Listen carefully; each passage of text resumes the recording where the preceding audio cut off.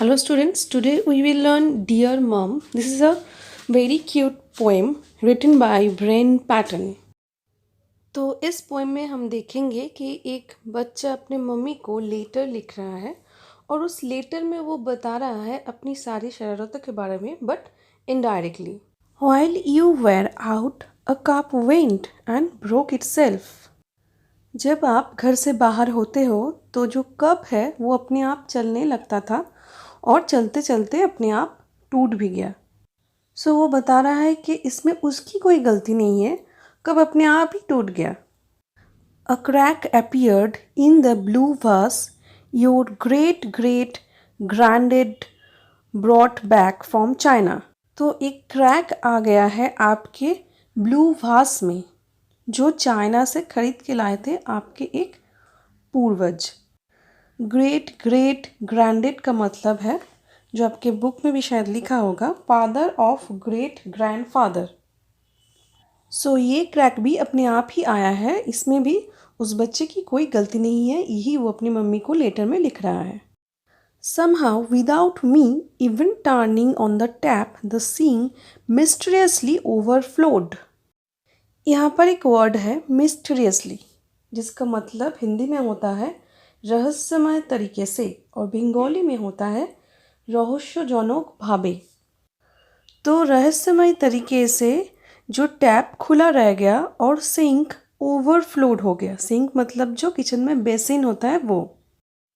A strange jam stain about the size of a boy's hand appeared on the kitchen wall. A strange jam मतलब अजीब type का, jam stand मतलब हाथ में jam लगा हुआ किसी बच्चे का जो छाप है वो किचन के वॉल में लगा हुआ है और दिख भी रहा है. क्योंकि ये बच्चा बोलने की कोशिश कर रहा है कि ये जो हाथ का छाप है ये उसका नहीं है, इसीलिए उसने कहा है कि a strange jam stain about the size of a boy's hand appears on the kitchen wall. I don't think we will ever discover exactly how the cat managed to turn on the washing machine, especially from the inside. तो ये बोलने की कोशिश कर रहा है कि मुझे पता ही नहीं एक बिल्ली कैसे एक वॉशिंग मशीन को चालू कर सकता है. टर्न ऑन करना मतलब किसी मशीन को चालू करना. स्पेशली फ्रॉम द इनसाइड मतलब बिल्ली उस वॉशिंग मशीन के अंदर है और अंदर से कैसे एक मशीन को वो चालू कर सकता है. तो इस स्टैंडर्ड से हम ये समझ सकते हैं कि ये बच्चे ने बिल्ली को वॉशिंग मशीन के अंदर डाल के मशीन को ऑन कर दिया. और how sits pet rabbit went and mistook the waste disposal unit for a burrow. Burrow का मतलब है एक hole, a hole in the ground made by a rabbit to live in. जहाँ पर रैबिट रहने के लिए ग्राउंड में एक होल बनाता है उसको कहा जाता है बुरो. तो सिस्टर का जो पेट है एक रैबिट, उसने गलती से क्या किया है, डिस्पोजल यूनिट में एक बुरो बना लिया, अपना रहने का एक जगह बना लिया है. और कैसे बना लिया है ये उसको बिल्कुल नहीं पता. ओके, वेस्ट डिस्पोजल यूनिट ये क्या चीज़ होता है, ये एक मशीन होता है connected to the waste pipe of a kitchen sink for cutting food into small pieces. तो किचन के सिंक के साथ एक पाइप रहता है जो एक मशीन से कनेक्टेड रहता है, जिस मशीन का नाम है वेस्ट डिस्पोजल यूनिट. यहाँ पर क्या होता है, यहाँ पर जो डिस्पोजल होता है, जो गार्बेज होता है किचन का, वो स्मॉल पीसेस में कट हो जाता है. तो इस पाइप के अंदर छेद बना के उस रैबिट ने रहने का जगह बना लिया है. तो छोटा लड़का अपनी मम्मी को लेटर में यही लिख के बता रहा है. I can tell you I was scared. तो मैं बता सकता हूँ कि मैं डर गया था. क्यों?